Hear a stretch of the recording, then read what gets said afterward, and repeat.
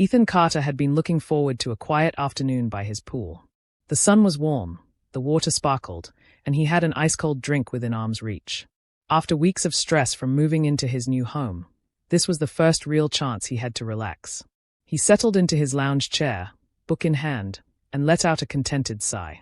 The neighborhood had seemed nice enough when he moved in, quiet, well-maintained, and relatively peaceful. But today, that peace was about to be shattered. Help us hit 10,000 subscribers. Tap subscribe and join the journey. A sharp voice cut through the serene atmosphere. Excuse me, who do you think you are? Ethan squinted against the sun, spotting a woman standing at the edge of his yard. Dressed in expensive but gaudy clothes, with a posture that radiated self-importance, she had the unmistakable aura of someone who thrived on making others miserable. He had never met her before, but something about the way she glared at him told him that he was already on her bad side. Ethan remained lounging, amused by her aggressive stance. I think I'm a guy enjoying his own pool, he said, raising an eyebrow. The woman huffed, stepping closer. You don't belong here. Who let you in? Ethan blinked. Let me in. Lady, I live here. She scoffed, crossing her arms. I've never seen you before, and I know everyone in this neighborhood. There's no way you live in that house. Ethan let out a small chuckle. Yeah, well, I don't exactly do a meet and greet every time I move somewhere new. He gestured toward the house behind him. Been here about a month. Maybe you just weren't paying attention. The woman's lips pursed as if she had just sucked on a lemon. I don't believe you. This house was vacant for a long time, and now suddenly some random man is lounging by the pool. You expect me to believe that? Ethan took a slow sip of his drink, resisting the urge to roll his eyes. Believe whatever you want, but I'm not trespassing. Her face turned red with fury. This is a good neighborhood, and we don't allow vagrants hanging around private property. You're obviously squatting here. Ethan couldn't help but laugh. You think I'm homeless? Seriously. She pulled out her phone, her fingers already dialing. I'm calling the police. We'll see what they think about some stranger lounging around a house that isn't his. Ethan sighed, shaking his head. Go ahead. Let's waste some taxpayer dollars today.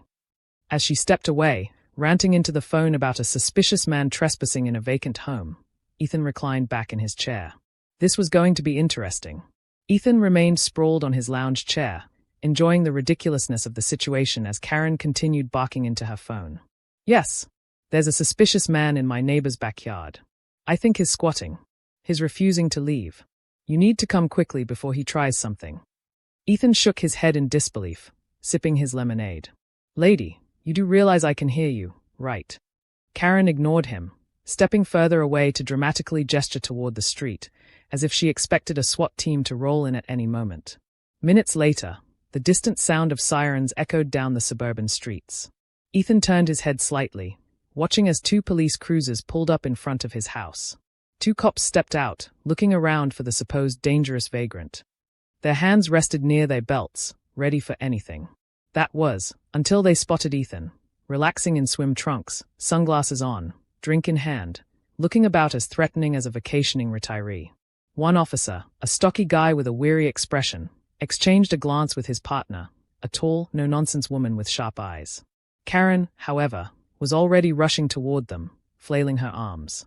Officers, thank God you're here. He's refusing to leave. The cops approached Ethan, who didn't even bother to sit up. Sir, we received a report that you're trespassing on private property. Ethan lifted his sunglasses, squinting. That's news to me. Pretty sure I live here. Karen gasped dramatically. He's lying. The house was empty for months. And now suddenly he's here, acting like he owns the place. The officers, clearly used to dealing with false reports, exchanged skeptical glances. Ethan yawned and gestured lazily toward the house. Well, I guess that means my mortgage is a figment of my imagination. Want to check my ID, officer? The taller officer pulled out her notepad. All right, sir. Can we see some identification? Ethan motioned toward a small side table by his chair, where his wallet and keys sat neatly next to his phone. Help yourself. Got my license, my house key, and even some utility bills if you're feeling nostalgic. The officer flipped open his ID, comparing it to his relaxed expression. Ethan Carter. This address matches. And you have keys to the house. Ethan jiggled them with a lazy smile. Karen's mouth twisted. That doesn't prove anything. He could have stolen those keys. He probably faked that ID. The stocky cop sighed. Faking government-issued IDs isn't exactly an easy crime to pull off just to, what, sunbathe? Karen turned red. Then how do you explain that I've never seen him before? A stranger just shows up and starts using the pool? Doesn't that seem ODD to you? Ethan smirked. Maybe because I have this thing called a job and don't spend my time spying on my neighbors. Karen stomped her foot, looking desperate now. Check inside. I bet he doesn't even know what's in that house. Go ahead. Quiz him on what's inside if he's really the owner. The cops gave Ethan an apologetic glance. Would you mind if we took a look, sir? Just to verify. Ethan chuckled, standing up and stretching. Be my guest. Karen here seems invested in this mystery. The officers stepped inside Ethan's immaculate home. Photos of him, his friends, and his family lined the walls. His mail sat on the counter, addressed to him. His dog, an overly friendly golden retriever, bounded up to greet them. The cops did a quick walkthrough, confirming that everything inside the house very clearly belonged to Ethan. When they stepped back outside, Karen looked smug. Well, did you find anything suspicious? Did you catch him lying? The stocky officer sighed, shaking his head. This is his house. Karen visibly twitched, her face turning a deep shade of crimson. No, that can't be right. Ethan leaned against the doorframe, grinning. Well, Karen, looks like I'm not a squatter. Bummer, huh? The taller cop crossed her arms. You just wasted police resources on a false report. You do realize that, right? Karen huffed, trying to save face. I was just looking out for the neighborhood. You can't be too careful these days. The officers didn't look convinced. The taller one scribbled in her notepad. We'll be making a report about this. If you continue harassing your neighbor, there will be consequences. Karen gasped. I'm the victim here. What about him? Ethan smirked. What about me? My only crime is existing near you. The police officers gave Karen a final warning before heading back to their patrol cars. Ethan casually waved as they left. Karen, fuming, stormed off back to her house. But Ethan knew this wasn't over. People like her didn't back down that easily. As he sat back down in his lounge chair, he muttered, Well, that was fun. Little did he know, Karen was already plotting her next move. Ethan had barely settled back into his lounge chair when he heard the sound of a familiar voice, one he had only heard in passing before. Well, looks like Queen Karen is at it again, a dry, amused voice called out. Ethan turned his head to see James Parker, his neighbor from across the street, strolling up his driveway with a smirk. A retired former lawyer in his late 50s, James had lived in the neighborhood for years. He was well respected, sharp as a tack, and, most importantly, he despised Karen's antics just as much as everyone else did. James leaned against the fence, his eyes twinkling with mischief. You know, I was just wondering how long it would take before she pulled something like this on you. Ethan chuckled, sipping his lemonade. Oh, so she's got a history of calling the cops on people for existing. James laughed. Oh, you have no idea. Last year, she called the police on a Girl Scout because she thought she was running a shady operation by selling cookies without a permit. Ethan snorted. You're joking. Wish I was, James sighed. Look, I saw the whole thing from my porch. And I sent the HOA president a message. She should be here any minute. Ethan raised an eyebrow. You think the HOA's gonna do anything about her? James smirked. Not because they want to, but because Karen's already on thin ice with them. She's racked up quite a few complaints, and they'd love an excuse to rein her in. Ethan grinned. Now that's something I'd pay to see. Minutes later, a sleek black sedan pulled up, and out stepped Susan Caldwell, the HOA president. A no-nonsense woman in her mid-40s, Susan was the type who tolerated zero nonsense, especially from Karen. As soon as she approached, Karen stormed out of her house, her face red with fury. Susan, thank goodness you're here. You need to do something about this. Susan pinched the bridge of her nose. Karen, I just got off the phone with the police. They said this was another false report. Karen's face twitched. False? He's lying. He doesn't belong here. Susan crossed her arms, looking unimpressed. Karen, his name is on the HOA records. His property taxes are up to date. His utilities are registered in his name. I even have his application documents from when he moved in last month. Karen blinked. But. Karen, Susan said, voice like steel. This is harassment. We've had enough complaints about you already. James, enjoying the show, whispered to Ethan. She's about to get roasted. Karen's mouth opened and closed like a fish. You're taking his side. But his clearly. Susan cut her off. Karen, you've been fined twice already for calling the police on neighbors over nonsense. If you do it again, we'll have grounds to ban you from HOA meetings and issue an official restraining order against further complaints. Karen gasped. You can't do that. I pay my dues. I have a right to be heard. Susan raised an eyebrow. Not when you waste everyone's time with this ridiculous paranoia. Ethan leaned back, watching with amusement as Karen turned beet red. James nudged him. This is way better than Netflix.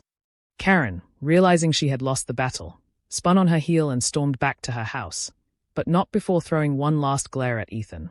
You haven't seen the last of me, she muttered. Ethan smiled lazily. Oh, I sure hope not. This has been the highlight of my day. Karen slammed her door shut. Once Karen disappeared, Ethan noticed something unexpected. Several neighbors had gathered outside, watching the whole fiasco unfold. Some were shaking their heads, while others were chuckling. A few even gave Ethan nods of approval. One woman, a middle-aged mother with a toddler on her hip, called out, "Welcome to the neighborhood. You just survived your first Karen meltdown." Ethan laughed. Is this a regular thing? An older man, probably in his 70s, chuckled. Son, we've all had our run-ins with her. Another neighbor grinned. You handled that pretty well. Most people just avoid her, but watching her get chewed out by the HOA? That was gold. James clapped Ethan on the back. See, you're already a local legend. Ethan grinned, raising his glass. Well, glad to be here. But he knew one thing for certain, Karen wasn't done yet. And Ethan, he was ready for whatever came next. For the next few days, Ethan enjoyed the peace and quiet that followed Karen's public humiliation. But peace never lasts long when a Karen is involved.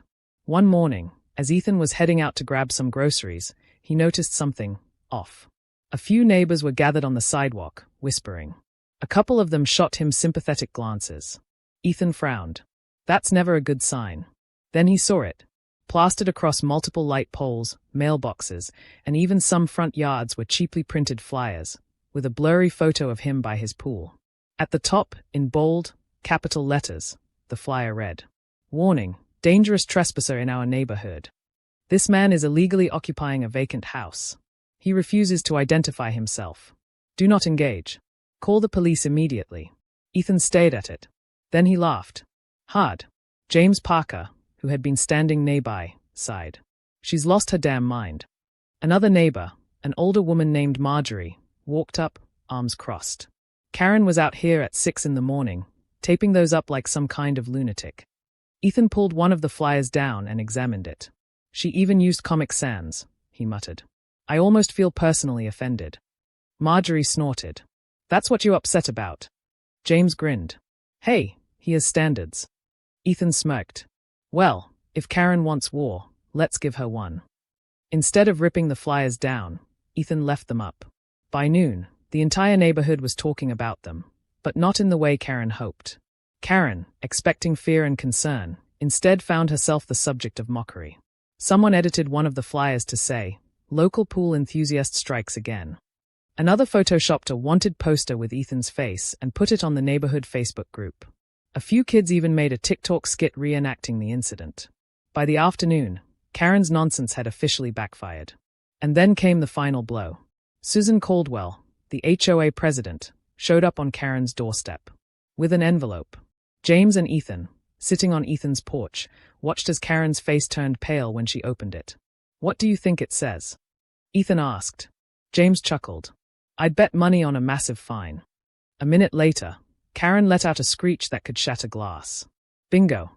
Karen stormed out of her house, waving the HOA notice in the air like a madwoman. They can't do this, she shrieked. This is a violation of my rights. Ethan grinned. You mean like how you violated mine? She whirled on him, eyes wild. This is your fault. Ethan raised an eyebrow. How? You literally did all of this to yourself. James, unable to resist, added. Besides, isn't it illegal to put up false accusations about someone? Karen paled. They weren't false. He. Susan Caldwell stepped in, arms crossed. Karen, we warned you. Multiple times. You harassed a homeowner, made false reports, wasted police resources, and now, you've spread defamatory flyers. You're being fined $2,500. Karen almost collapsed. What? Susan didn't blink. Oh, and if you don't pay, we'll take further legal action. The neighborhood erupted into murmurs and chuckles as Karen stumbled back toward her house, shaking with rage. Ethan took a long, slow sip of his lemonade, watching her retreat. James nudged him. I think that's what they call poetic justice. Ethan smirked. Nah, this is just karma with extra seasoning. Karen slammed her door shut, her reign of terror officially over. Karen might have retreated, but Ethan knew she wasn't done. People like her never admit defeat. So, he decided to make sure she never tried this nonsense again. Step 1. Public exposure. That night, Ethan sat down at his computer and crafted a masterpiece. He posted a detailed account of everything Karen had done, from calling the police to the absurd flyers, on the neighborhood Facebook group. Title: Local Karen calls cops on homeowner for enjoying his own pool, gets fined $2,500 instead. Within minutes, the post was blowing up. Neighbors loved it. Some shared their own horror stories about Karen. Others added memes about her meltdown. Someone even made a GIF of Karen's angry face from the HOA confrontation. But the best part? The post went viral. Not just in the neighborhood, but beyond. By the morning, it had spread to Reddit, Nextdoor, and even local news pages. Karen's worst nightmare had just begun. By midday, Karen's reputation was in flames. Everywhere she went, people whispered and snickered. At the grocery store, a cashier recognized her and muttered, "Oh, you that lady." At the HOA meeting, someone left copies of the Facebook post on the seats before she arrived. At her morning walk, neighbors gave her knowing smirks as she tried to pretend nothing had happened. But the real kicker? One of the local news stations picked up the story. They interviewed Ethan, who played it cool, just giving the facts. Karen. She lost it. She tried to claim defamation, but the news station had police reports, HOA statements, and security footage to back up Ethan's story. With her humiliation now fully public, Karen did the only thing she could do. She put her house up for sale. A week later, Ethan woke up to the best sight of his life. A giant for sale sign in Karen's yard. James, who had stopped by for coffee, saw it and let out a whistle. Damn, we actually did it. Ethan smirked. Told you. Poetic justice. But he wasn't done celebrating yet. That weekend, he threw a massive backyard barbecue, inviting everyone in the neighborhood. Everyone, except Karen. As music played and people laughed by the pool, Ethan saw Karen peering through her blinds, seething. With a grin, he raised his glass toward her window. Then he floated away on a giant inflatable throne labeled King of the Neighborhood. Karen. She vanished from the neighborhood a month later. No one missed her. And Ethan. He finally got to enjoy his pool, in peace. With Karen gone for good, the neighborhood felt lighter, as if an actual storm cloud had finally lifted. The HOA meetings became tolerable without Karen's constant complaints. The neighborhood app was no longer filled with her rants about suspicious people. And most importantly, the police weren't being called for nonsense anymore. Ethan, at last, could enjoy his backyard in peace. James, ever the wise observer, smirked as he watched Ethan lounging by the pool. You know, you didn't just win against Karen. Ethan raised an eyebrow. Oh! James sipped his coffee. You became a legend. Ethan laughed. A legend for what? Surviving a Karen attack. James nodded. Exactly. Not many can say they fought a Karen and came out victorious. Ethan chuckled. I'll add it to my resume. A few weeks later, a moving truck pulled into Karen's old driveway. The entire neighborhood waited anxiously, wondering who the new owner would be. When a young couple stepped out, looking normal, friendly, and sane, a collective sigh of relief swept through the block. One of the new neighbors, a guy in his early 30s, walked up to Ethan while he was mowing his lawn. Hey, you must be Ethan. I'm Ryan. My wife and I just moved in. Ethan shook his hand. Welcome to the neighborhood. Hope you guys don't mind a little excitement. We just got rid of a local menace. Ryan grinned. Oh, we know. Ethan raised an eyebrow. You do. Ryan laughed. Dude, your story went viral. My wife saw it on Reddit, and when we saw the house listing, she went, wait, isn't that the Karen house? Ethan nearly dropped his lawnmower. You bought the house because of that story. Ryan shrugged. I mean, It was a great deal. And we figured, if the biggest problem in this neighborhood was already dealt with, why not move in? Ethan grinned. Well, guess you owe me a drink then. Ryan laughed. Done. Pool party at your place. Ethan smirked. Oh, absolutely. As the sun set, Ethan kicked back in his lounge chair, watching his new, actually decent neighbors settle in. James sat beside him, shaking his head with a chuckle. So, let me get this straight. You got rid of a Karen, went viral, and somehow made this place more desirable. Ethan smirked. That's the power of poetic justice. James raised his drink. To living drama-free. Ethan clinked glasses with him. To never hearing the words I'm calling the cops again. And with that, Ethan finally enjoyed the peaceful, sun-soaked afternoon he'd been waiting for all along. No drama. No Karens. Just pure victory. The end.